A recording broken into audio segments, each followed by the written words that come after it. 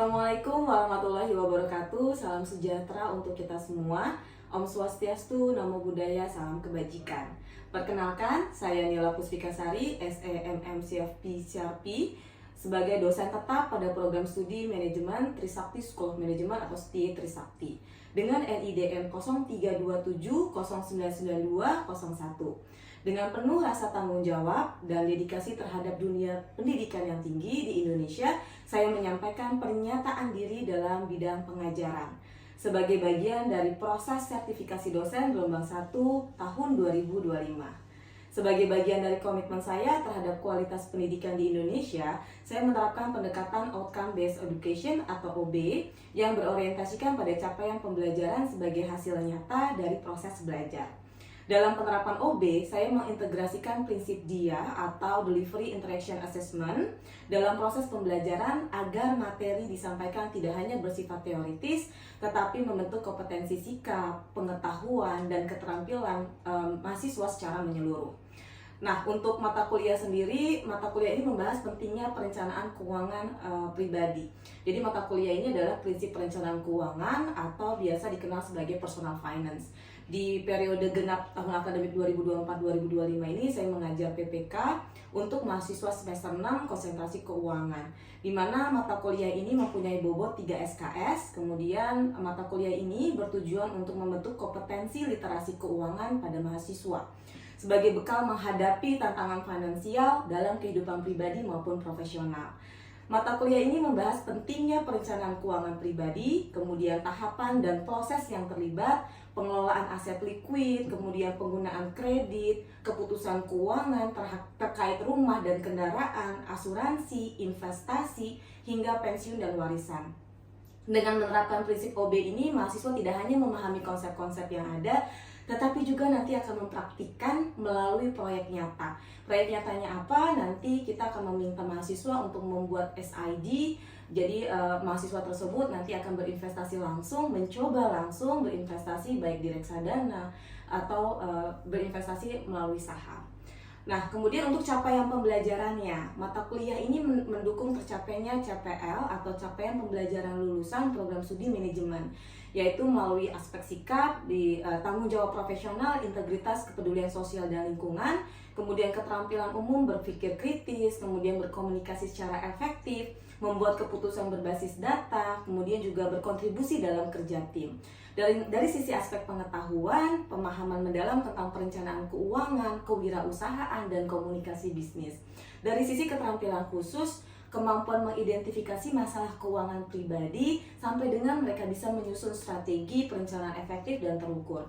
Nah, mengacu pada prinsip OB yang tadi disampaikan bahwa setelah menyelesaikan perkuliahan ini, mahasiswa diharapkan mampu menunjukkan kompetensi dalam hal yang pertama, menjelaskan pentingnya perencanaan keuangan pribadi dan tahapan implementasinya.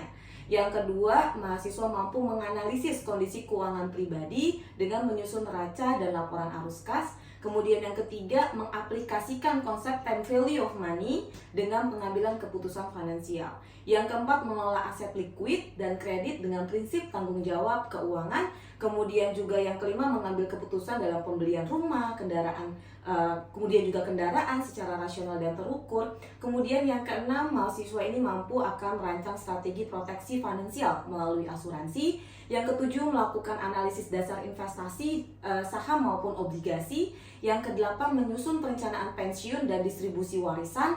Yang kesembilan, merancang strategi keuangan berdasarkan peristiwa penting dalam siklus hidup. Jadi nanti mahasiswa bisa mengerti runtutan finansial kehidupan ya setiap siklus hidup manusia.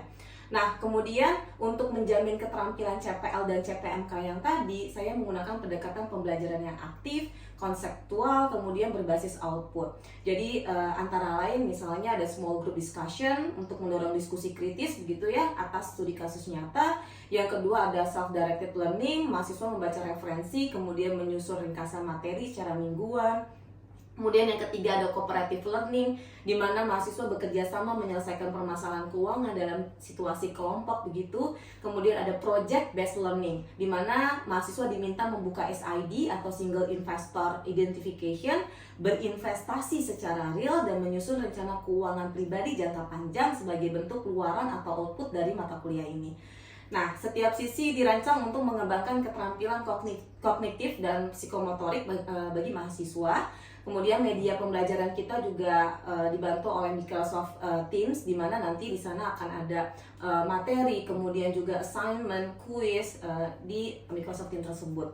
Nah, untuk penilaian sendiri dilakukan secara terukur, kemudian berbasis rubrik ya, dengan komposisi kita ada UTS atau ujian tengah semester sebesar 25%, kemudian UAS, ujian akhir semester 25%, ada tugas individu dan kelompok sebesar 20%, ada kuis secara berkala itu 20%, dan partisipasi aktif sebesar 10%.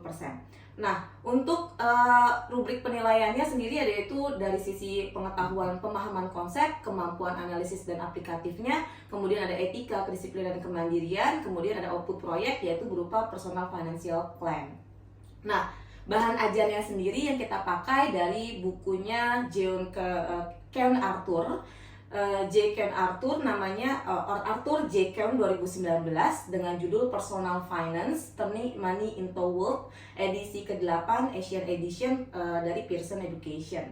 Selain dari buku utama, kita juga dari modul dari Financial Planning Standard Board FPSB Indonesia tahun 2020, kemudian juga ada artikel jurnal, kemudian berita keuangan dan regulasi industri keuangan di Indonesia yang kita pakai.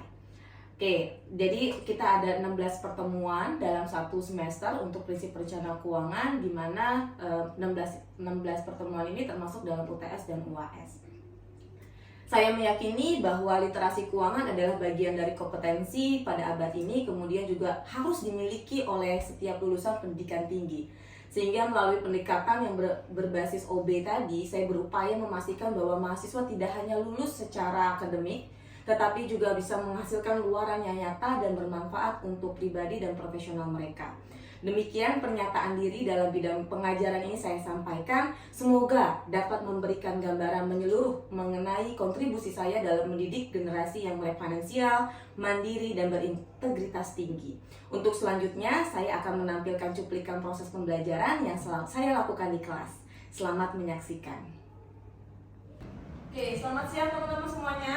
Siang. Apa kabar? Baik, ya alhamdulillah kita sekarang sudah week ke-14 ya teman-teman ya. Minggu lalu kita udah belajar, teman-teman sudah tahu gimana sih caranya investasi, obligasi, kemudian kita juga belajar saham. Nah, kemudian kemarin juga kita udah belajar asuransi gimana sih Bu untuk meminimalkan resiko. Ya. Nah, hari ini kita belajar tentang retirement planning. Gimana sih caranya merencanakan pada saat nanti pensiun teman-teman enggak jadi kayak sandwich generation gitu ya, atau misalnya pada saat nanti teman-teman pensiun, teman-teman mau tetap jalan-jalan bisa, makan enak bisa, minum enak bisa, benar nggak? Iya, setuju nggak teman-teman? Setuju. Ya, karena saat ini di Indonesia sendiri 9 dari mungkin ya baru 7 orang dari 10 orang yang peduli terhadap pensiun fund, ya. Jadi banyak sekali orang-orang yang kurang literasi keuangan, sehingga mereka tuh hanya memikirkan kebutuhan-kebutuhan saat ini, kebutuhan-kebutuhan anak, tapi dia nggak mikirin nanti pada saat kita pensiun cukup nggak ya uang kita? Nanti pada saat kita pensiun pengeluaran-pengeluaran kita bisa kita bayarkan atau tidak ya? Jangan-jangan nanti pada saat pensiun kita cuma bisa makan nasi pakai garam, ya kan? Karena uangnya nggak ada. Ya, jadi sekarang teman-teman di sini akan belajar gimana caranya menghitung berapa sih kebutuhan pensiun kita, berapa sih harus kita invest selama masa kita produktif gitu ya teman-teman ya, sehingga nanti pada saat pensiun teman-teman sudah siap, sudah punya. Siap hari ini? Oke, sebelum kita memulai materi hari ini ya, tadi udah bridging dulu teman-teman, mari kita berdoa terlebih dahulu ya, menurut agama dan kepercayaan masing-masing. Berdoa dimulai.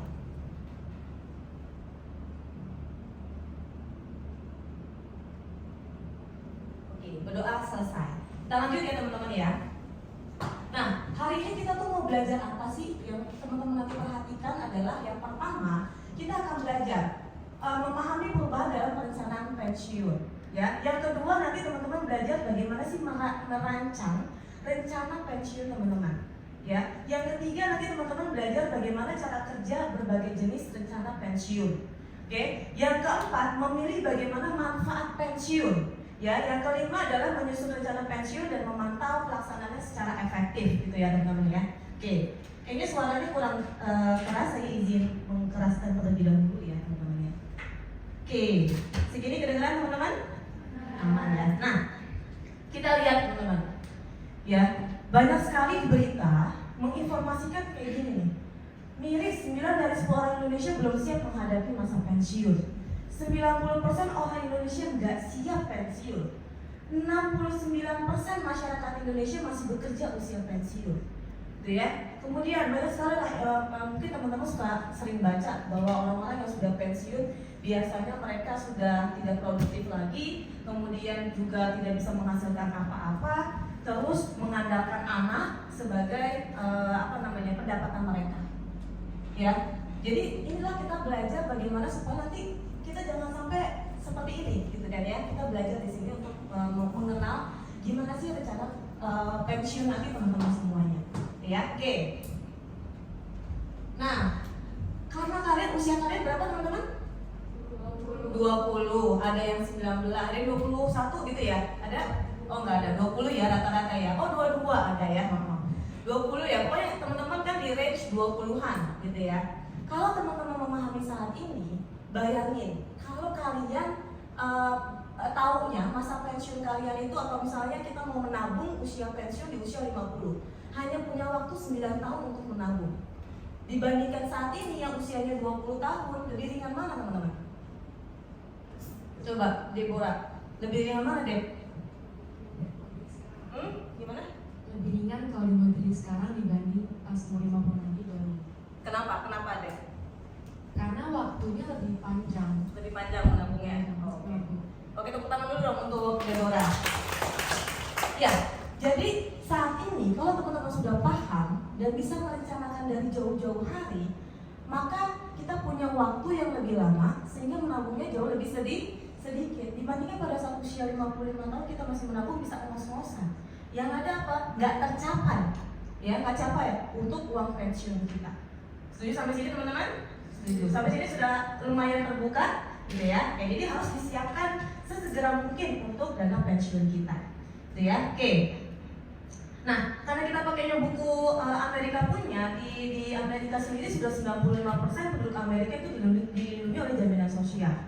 Nah, di Indonesia sendiri bagaimana sih teman-teman? Sebenarnya program di Indonesia sendiri, teman-teman mengenal nggak namanya BPJS Ketenagakerjaan?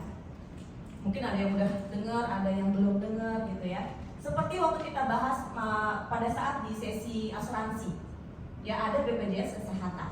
Nah, satu lagi sebenarnya program pemerintah itu adalah BPJS Ketenagakerjaan. Apa sih program pemerintah ini teman-teman? Jadi programnya adalah bagaimana bisa mempersiapkan jaminan hari tua para pekerja. Ya, jaminan hari tua, jaminan pensiun, sebenarnya banyak programnya dari BPJS Ketenagakerjaan. Salah satunya adalah jaminan pensiun sama jaminan hari tua yang relate dengan materi hari ini. Selain itu ada apa Bu? Kecelakaan kerja. Kalau kalian nanti menghadapi kecelakaan di tempat kerja, BPJS bisa klaim. Ya, oke, lanjut ya. Nah, bagaimana sih perhitungannya ya untuk JHT ini teman-teman? Nah, seperti ini perhitungannya. Ada JHT, JKK, JKM, dan JP atau jaminan pensiun. Bagaimana perhitungan hitungannya? Kita lihat ya. Kalau BPJS Ketenagakerjaan itu dia punya program namanya JHT, gitu ya. Kemudian ada JKK, ada JKM ya. Kemudian ada apa lagi? Ada JP. Nah, jaminan hari tua dan jaminan pensiun inilah yang kita pakai dan tidak akan berkurang nilainya.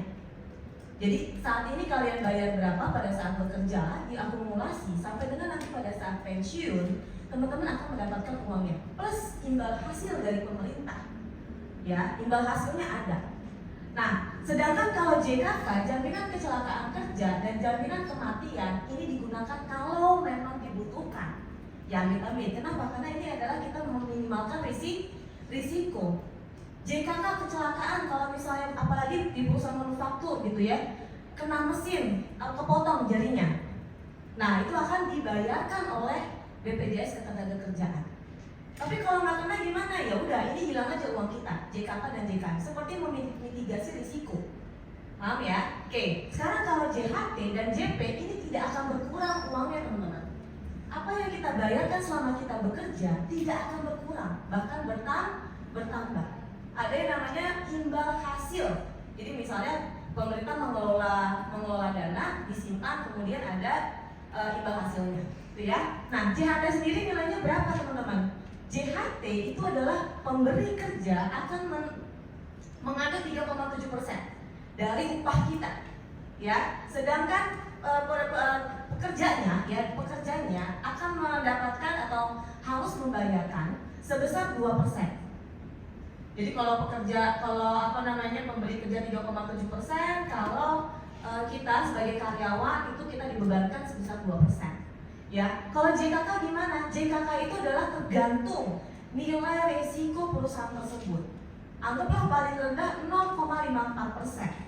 Ya, jadi JKK itu 0,54%.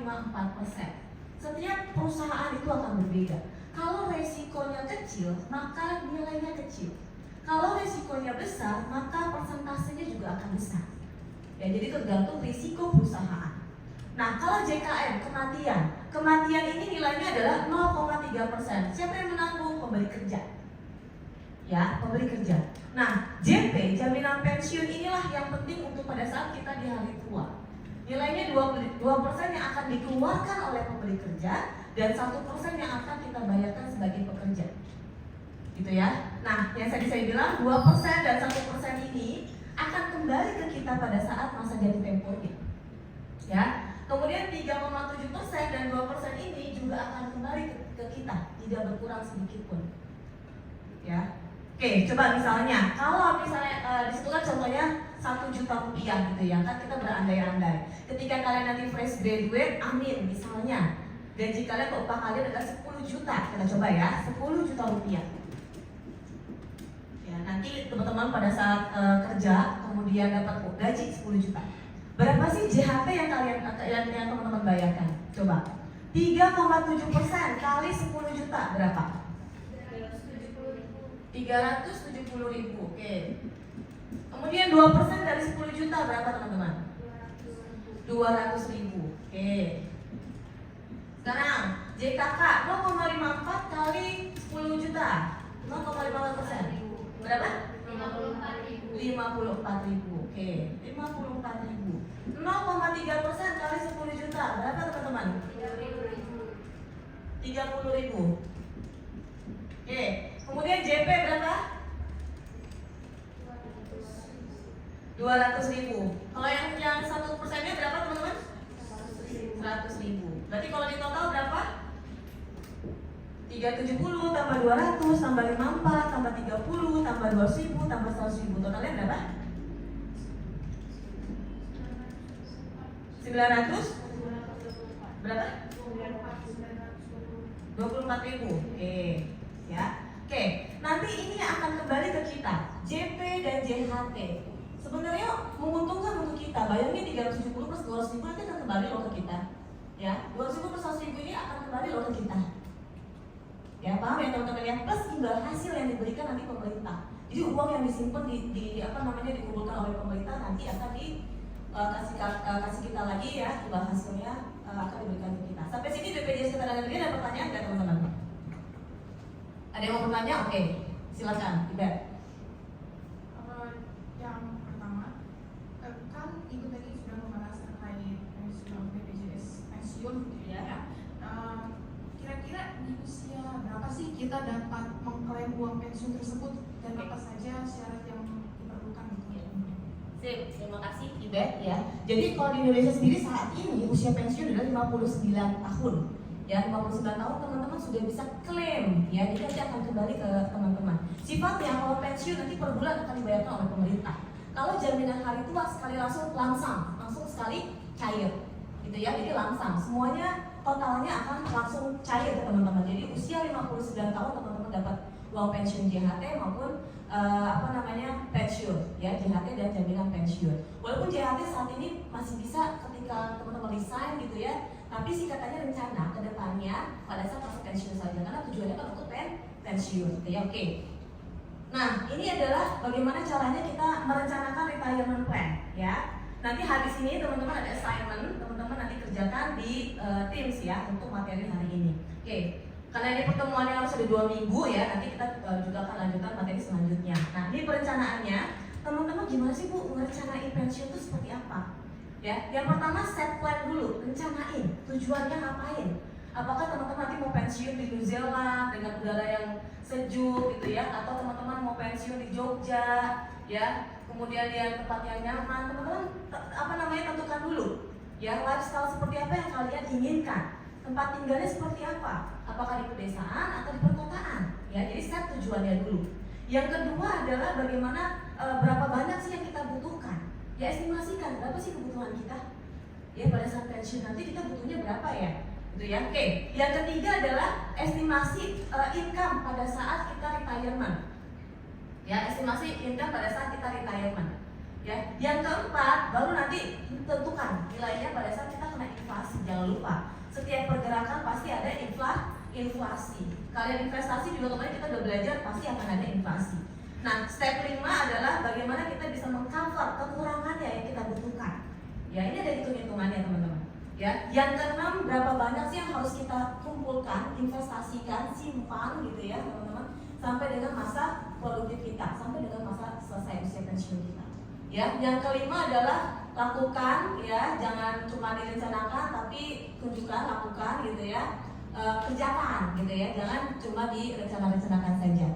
Nah, ini ada perhitungan ya, bagaimana teman-teman nanti membuat perhitungan. Jadi contohnya misalnya gini, replacement ratio method. Ada usia saat ini teman-teman 30 tahun, kemudian masa pensiunnya kita anggap 55 tahun. Ya, kemudian usia yang diharapkan untuk harapan hidup adalah 68 tahun. Biasanya orang Indonesia tuh 63, 68 gitu ya, 65 tahun baru meninggal gitu kan ya. Jadi diharapkan 68 tahun masih hidup gitu kan. Nah, kemudian pendapatan bulanannya itu adalah 8 juta kayak gitu ya. Kan semua orang mati, benar gak teman-teman? Iya, gitu ya. Oke, replacement ratio-nya 80% ya. Kemudian tingkat inflasi 6% dan tingkat pengembalian 9% dan persentase kenaikan adalah 9%. Sehingga kita bisa menghitung berapa sih kebutuhan pada saat kita pensiun nanti. Dari mana? Dari pendapatan kita. Ya, bisa diukur dari pendapatan, bisa diukur dari pengeluaran. Ini bisa dihitung nggak Bu? Bisa. Makanya nggak ada yang nggak bisa dihitung. Jadi teman-teman nanti bisa dihitung. Kalian kan sudah belajar time value of money, benar nggak? Oke, time value of money. Jadi kita hanya menyederhanakan time value of money yang waktu itu kita sudah bahas. Ya, langkah pertama adalah tentuin dulu pendapatan kita. Jadi kalau tadi kita dapat 8 juta kali dulu 12 ya. 8 juta kali 12 karena 1 tahun kan 12 bulan, jadi 96 juta. Tadi tahun sampai dengan masa pensiun, karena usia pensiun kita maunya di usia 55, saat ini usianya 30, maka kita ada kesempatan waktu untuk menabung adalah 25 tahun. Dengan peningkatan pendapatan 9%, maka kita akan mendapatkan menggunakan future value. Masih ingat rumusnya? Ya, ingat ya, future value sama dengan present value kali 1 plus I pangkat N. Ya, hasilnya adalah 827 juta. Dia bilang bahwa pendapatan tahun pertama diperkirakan sebesar 80% pada saat nanti pensiun, gitu kan ya. Berarti 80% dari hasil ini. Hasilnya adalah 662 juta. Maka langkah kedua adalah menentukan jumlah yang dibutuhkan selama pensiun. Ya, tadi yang udah kita hitungkan menjadi PMT tahun pertama.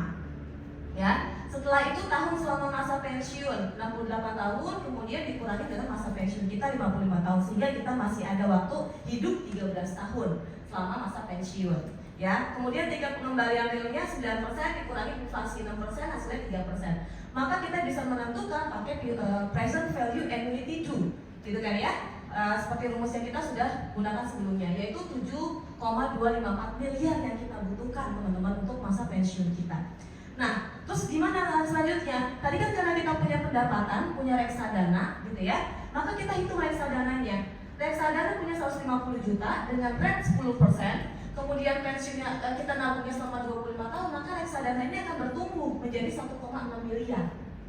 Ya, 1,6 miliar. Sehingga jumlah dana yang masih dibutuhkan adalah kekurangannya berapa tadi? 7 miliar yang kita butuhkan dikurangi dengan punya tabungan kita adalah 1,6 miliar. Maka inilah dana yang kita butuhkan. Sehingga kita apakan? Ya, dari dana ini kita mau nabungin berapa dan di mana kita akan menabungnya. Sampai sini dulu deh teman-teman deh. Ya, sampai sini dulu untuk menghitung kekurangan yang harus diinvestasikan. Ya, nanti kita lanjut lagi kalau misalnya kita sudah menyelesaikan soal dulu. Ya, jadi teman-teman buka dulu assignment di Teams ya. Kerjakan dulu soal yang saya sudah buat di media Teams teman-teman ya. Nanti kita akan lanjut lagi setelah teman-teman mengerjakan itu ya. Jadi mengerjakan assignment dulu, nanti maju ke depan kita diskusi. Nanti habis itu baru kita materi selanjutnya. Gitu ya. Cukup teman-teman? Cukup. Oke, silakan mengerjakan teman-teman.